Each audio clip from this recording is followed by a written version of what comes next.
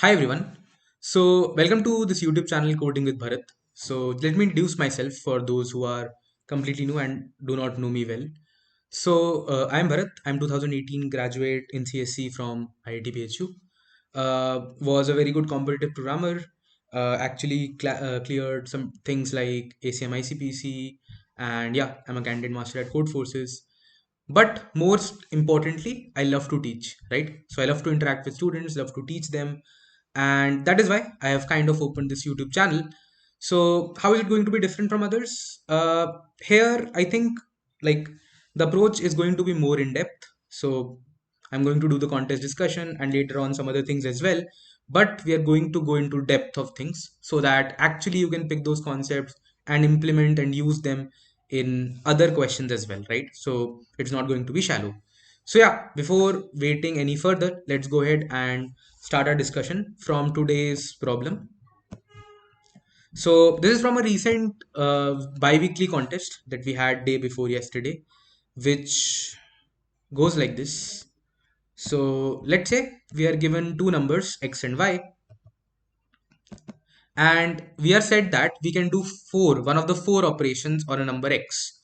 So if our x was a multiple of 11, we can divide it by 11. If it was a multiple of 5, we can divide it by 5. We can increment or decrement x by 1. So four operations that we can do at any point on x. And our end goal is to change x into y. So yeah, if we formalize it a little bit more well, so we have a number x, we have four options: do x by 11, do x by 5, do x minus 1, do x plus 1. There are some constraints to this, like you can do only by 11 if your number is in fact divisible by 11, and similarly for 5. And you want to transform this x into y with minimum number of operations, right? Okay, so before moving on, I would seriously suggest you to pause the video and think about what different ways you can actually think on yourself. Okay, so yeah, first way that comes naturally to the mind is this thought process that let's say our number is 120, which is x, and let's say we want to reduce it to a number, let's say 5. So the simplest thing that comes to the mind is we can do something like a greedy approach. So what is greedy if you think about it? Greedy simply says that at a particular time you look at all the options and you take that option that gives you the most benefit or that gets you closest to the answer. So for example, here we have four options. Divide by 11 we cannot do. So just three options remain: divide by 5, plus 1, minus 1. Out of these three options, the one that gets you closest to the 5 is divide by 5. When we do divide by 5, we take it to a number like 24. So which is closest to 5. Plus 1 will make it 121, minus 1 will make it 119, but nowhere as close as 24 to 5. So this is the greedy approach, and this is the most natural one that comes to the mind whenever we see such a question. So first important thing that you need to do is get rid of these wrong approaches, right? And how would you do that? You have to find out a case and reason with yourself on paper pen that what and why is this wrong, right? So let's think about it. Why is it wrong? So if you want to pause the video for a moment and think for yourself, can you find a case to disprove this greedy scenario? So just think about it. Okay, great. So let me diverge a little bit and also talk about the plus one operation, right? So if you go by greedy, you would think that plus one is only helpful when y is greater than x. So let's say if y was, let's say 7 and x was 5, then we would have no option but to just go 5 to 6, 6 to 7 by doing 2 plus 1 operations, right? Yeah, this is what greedy would suggest. But let's think more about it. Let's take something like 120. And let's say we want to reduce it to 11. Now, greedy would say 120, we can do divide by 5. Let's reduce it to 24. But if you do plus 1 and take it to 121, then in fact, in just one operation, divide by 11, you can reduce it to 11. So this is a simple scenario where we kind of disprove our greedy approach. We cannot just make a decision on the next step that we are taking, but sometimes we lose some battles. Or, for example, this is a losing battle. We are going to 121, which is even farther away from 11. But after losing that battle, we can easily arrive at our solution in much less steps. So, yeah, this is why greedy approach doesn't work in this particular problem. Okay. Then the next thing that can come to your mind, the next possible solution that could have come to the mind is we have four options. And whenever we have options, what do we think about? We think about recursion. That let's explore all the options and only take those options that take us to the solution, right? And out of those, find the one which take us in the best possible way to the solution. So this in fact seems like a very possible way. So let's say we are at 10. We'll explore all the, let's say we are at 10. So we'll explore all the four options. We cannot do by 11 because it's not divisible by 10 is not divisible by 11. We can try to make all the three options. So we can do plus 1, we can do minus 1. We can also do divide by 5, which will take us to 2. Okay. Now, let's say we wanted to reach 1. Now from 2 also we can do all the four options. Divide by 11 is not possible. Divide by 5 is not possible. So plus 1 or minus 1. So we either go to 3 or we go to 1. From 9 again, we have three options. Divide by 11, divide by 5 again not possible. So either 8 or you take it to 10. From 11, we have divide by 11 possible. That takes us to 1. So if you carefully look at it, one path was 10 to 1. Another path could have been 10, 11 and back to 1. Both are possible. Both are taking 2 steps. So yeah, out of these two, we'll select any one of them. So this seems to work well. But with recursion, we need to be very, very careful about getting stuck into infinite recursion. Whenever you are working with recursion, this is the most common thing that you would encounter. Runtime errors or time limit exceeded, either because you are stuck in an infinite loop and your recursion stacks keeps growing up, or you have not written a base case properly, so you keep on making the same calls and it goes into time limit exceeded. So any one of the two, time limit or memory limit, can actually exceed if you write an infinite recursion. Okay, so let's think about some base cases. When do we want to stop this recursion? Okay, so one thing that you clearly see here, there are chances of getting stuck into the same cycle. So for example, we start at 10, we go to 9, then we go to 10, then again 10 will ask us to go to 9 and it will keep on continuing. So one thing that comes to the mind is, let's not revisit, which kind of goes into the principle of DFS, if you remember, depth first search. So what do we do in depth first search? We keep a visited array and keep on noting the elements that we have visited and don't go to them again. Okay, that is one. Apart from that also, there are some branches which would diverge into something weird. For example, let's say we are at 2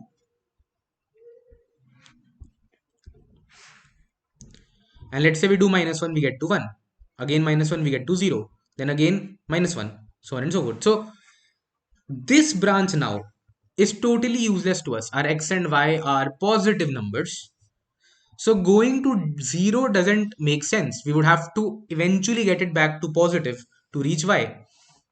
So we need to put a lower limit. Similarly, whatever our x or y is, going up to a number 11 times of that number, right? 11 times that number, that huge a number, is useless because we are going to beyond 11 times the number. So that means we'll have to come back to it with one step and then take another step to get into the actual range. So basically we need to have a lower and upper bound. Okay, let's revisit our scenario where we said we'll use DFS and we'll in fact be not visiting a node again that we have visited. So let's dive a little bit deeper into it. So let's take a scenario where we wanted to reach from 10 to 2.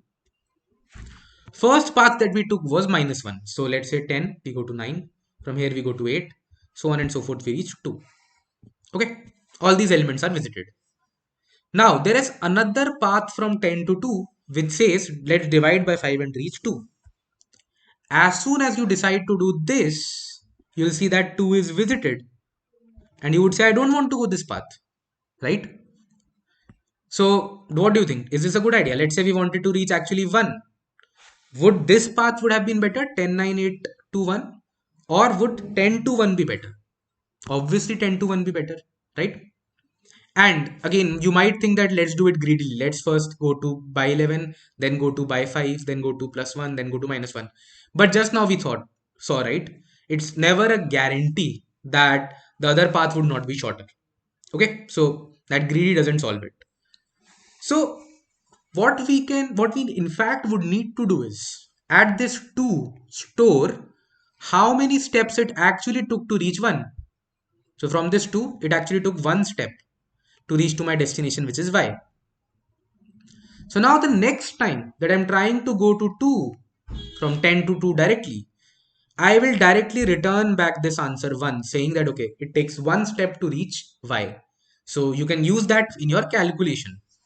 So basically we don't ignore those paths, but we avoid recomputing the values. Kind of something like your dynamic programming, where you say that we'll memorize the solution that we had for 2. And any other path we try to reach at this 2 will just send back the result. Okay. So kind of like DFS plus DP was one possible solution of solving this particular problem. But this was not the best, like time and space wise, I think this would have been similar, but this was more complicated than what was required. So let's talk about the last and according to me the best possible solution that we could have thought about here, which was based on the idea that let's quickly analyze this data structure and try to see if we can relate it with one of the structure that we already know. So if you think about it, our values are like nodes, and the ones that they are connected to, there is an edge between an x and y if either y is x by 11 or x by 5 or x plus 1 or x minus 1. So there are some conditions, 4 conditions in which two edges are connected. So in fact, sorry, two nodes are connected. So in fact, this structure is your graph, and not just any graph. It is an unweighted graph. Think about it. Is it directed or is it undirected? Can we go from 10 to let's say 5 and also let's 10 to 2 and also from 2 to 10? Answer is no.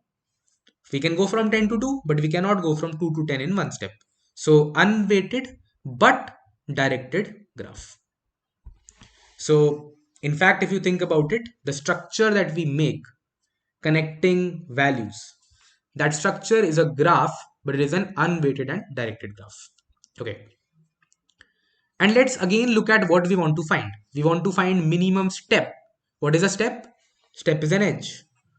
Minimum step to go from a node X to node Y. From a node X to a node Y. So if you think about it, this is nothing but the shortest path from node X to node Y, where every edge is one operation, or every edge is one weight edge, right? So you just need to run your BFS from X or breadth first search from X to find the shortest path. So if you are not aware of why BFS finds the shortest path, you can probably read about it. It's a very common phenomena. Whenever we are given I'll brief about it. Whenever we are given an unweighted graph, right? And let's say we have a source, we want to reach a destination. So if we run BFS, we first visit all the nodes that are immediate neighbors or at distance 1. Then from there, we visit all the nodes that are at distance 2. then at distance 3. So because of the nature of BFS, where we first put all the neighbors, then their neighbors, then their neighbors, the first time our destination comes into the picture, it is in fact going to be the minimum level, or like the minimum possible path length. Because if let's say this destination would have some directly two connections, so it would have directly come, like this node would have come in one level and this destination would have come in second level. And because it did not, and it only came in third level, that means in fact the distance, shortest distance to reach this destination was with value 3. So that is why BFS is always equivalent to finding the shortest path. Okay. So yeah, basically our solution becomes simple. We'll start a BFS from X, push X by 11, X by 5, X minus 1, X plus 1 in the queue. Then take one element out, again push their neighbor, take an element out, push their neighbors, find the distance to reach Y. That is simply what you need to do in this particular question. Okay. So let me, before going to the actual code, let me break down some standard points that you can make from this question, which you can use in other questions as well. First one being that whenever you have greedy in mind, which would be there whenever you want to minimize or maximize those kind of things, greedy solution would be there. One, the correct way is to look for a counter case, right? Look for a counter case. Does there exist a counter case to beat this greedy? Okay. If you're able to find it, then well and good. If you're not able to find it, then probably you need to work a little bit more on finding out the cases, right? So again, this comes with practice. Another which works in a lot of cases, kind of like a short hack, you would say, whenever your constraints are of huge range, let's say 10 to the power 6, then at max you can run n or n log n, right? And which is the general way how greedy works. Like in greedy you have few options and you take the best option right now. Okay, so going by how greedy is, generally, again, this is not a very, like, this is not a thing that you can quote me on later, but generally if the constraints of are of 10 to the power 5, 10 to the power 6 range, greedy might be a possible way, right? If you're not able to come up with a counter case. Again, even in this particular scenario, our range is 10 to the power 4, right? It is 10 to the power 4, which is close to this. But yeah, still here greedy doesn't work because we are able to come up with a counter case. So this is the foolproof way. This is a more hack which works in some of the scenarios, right? That is one, that whenever you get a greedy solution, try to disprove it via a case. Okay, next important point.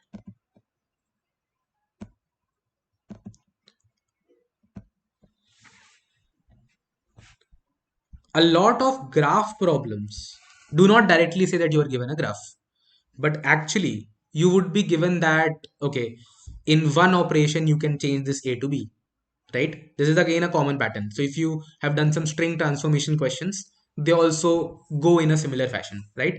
So in a lot of graph problems, you would need to model some things into nodes and some operations into edges. For example, here an operation is an edge and each of our values are nodes. So one way in which this can be more clear is if you make a recursion tree. If you are able to make a recursion tree out of it, and each node of a recursion tree is a simple value, and you can see connections, right? You might want to think in modeling it like in terms of a graph. Third important thing, whenever there is minimum path, minimum length path, etc., for an unweighted graph, just don't think twice and use BFS. In fact, I would extend it to even the fact that even if you are given a recursion kind of a question, you have options, and you want to arrive at the solution in the shortest, you can say, short with least number of steps, then also you can think about BFS here. right? Even though the question screams recursion, question in fact, that recursion tree would in fact be your graph, and you can think about BFS. So whenever there is minimum steps and each step is like 4 options, then you can think about BFS in that particular scenario. So yeah, these 3 important points. Like a lot of other questions like these things can keep coming up. Okay, let's go to the last part, which is our code. So let's look at our code. Let me go to my submission.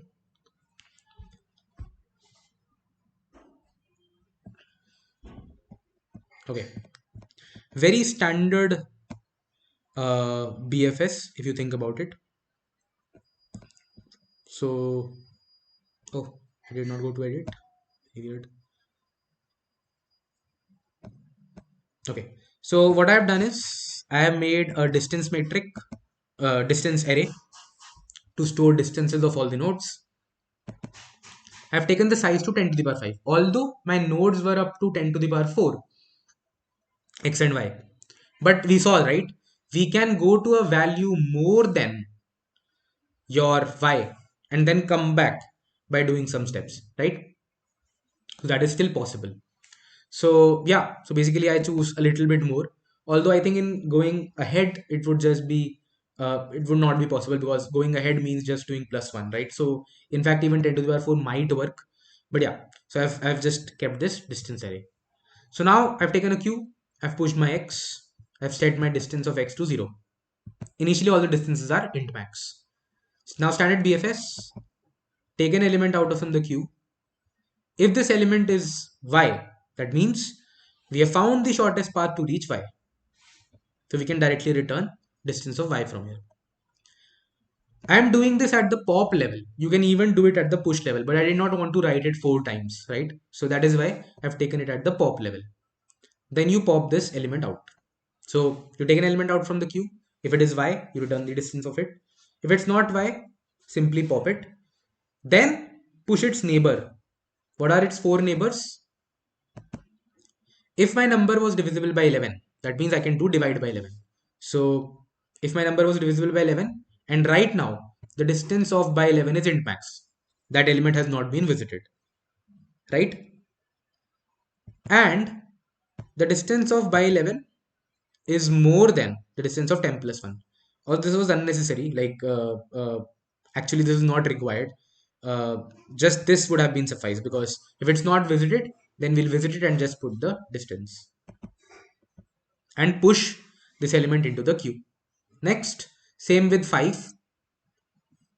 So if a number is divisible by 5, our number is divisible by 5, and by 5 is not as visited as of now, we'll just update its distance and push it into the queue. Now we need to go -1 and +1. While doing -1, we should never go to 0, because if we go to 0, we just had positive numbers, they will have to come back.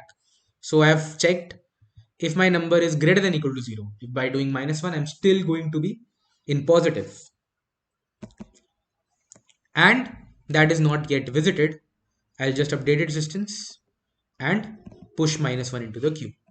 Last part, 10 plus 1. If it doesn't go beyond 10 to the power 5 and it is not visited, then update its distance and push it into the queue. So simple BFS pushing 4 neighbors. And finally at the end of the queue, like if queue computation ends, will return distance of 5. So yeah, plain BFS solution. But arriving at this solution actually required you to do a lot of steps. Cool. If you have any questions, any doubts, feel free to put it in the comments. I'll keep on checking it out and reply to almost everyone. Uh, Apart from that, if you have liked the video, just like, share it with your friends, right? I'll be posting other solutions from this particular contest, as well as the weekly contest, and probably 1 or 2 from the Code Forces contest as well. So yeah, just subscribe to the channel, make sure that you are notified, right? And let's see you guys in the next one.